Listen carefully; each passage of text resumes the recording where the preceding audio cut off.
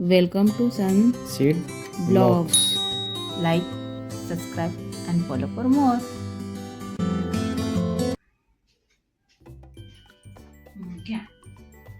काय आणले? काय हे?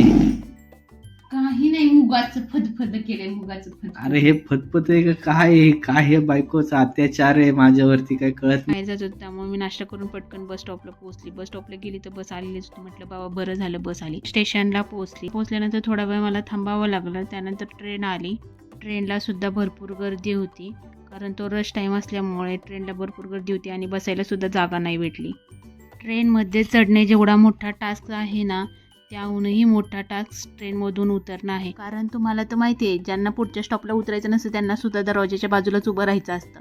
त्यामुळे उतरणारा सुद्धा उतरायला येत नाही आणि चढणाऱ्याला सुद्धा चढायला येत नाही. बुक्की देत कसा बसा तरी टास्क पूर्ण करत मी सायन्स स्टेशनला उतरली.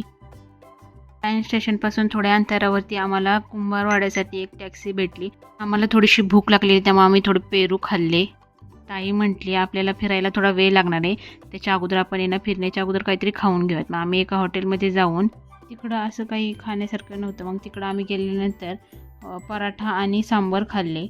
मग ते खाऊन झाल्यानंतर आम्ही तिकडून मातीची भांडी बघायला गेलो. आम्ही तिकडं बऱ्याच प्रकारची वेगवेगळी मातीची भांडी बघितली. त्यामधून आम्हाला 2-3 आवडलेली मातीची भांडी ताईने खरेदीसुद्धा केली.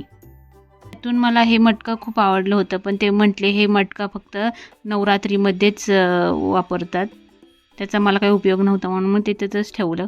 आणि बाकीची बरीच भांडी बघितली. त्यामध्ये हे चिनी मातीची भांडीसुद्धा खूप छान छान होती. तिकडच्या सारख्या ज्या चिनी मातीच्या मोठ्या बरण्या होत्या ना, त्या आमच्या इकडे लहानपणी आमची आई मसाल्यासाठी आणि मिठासाठी वापरायची.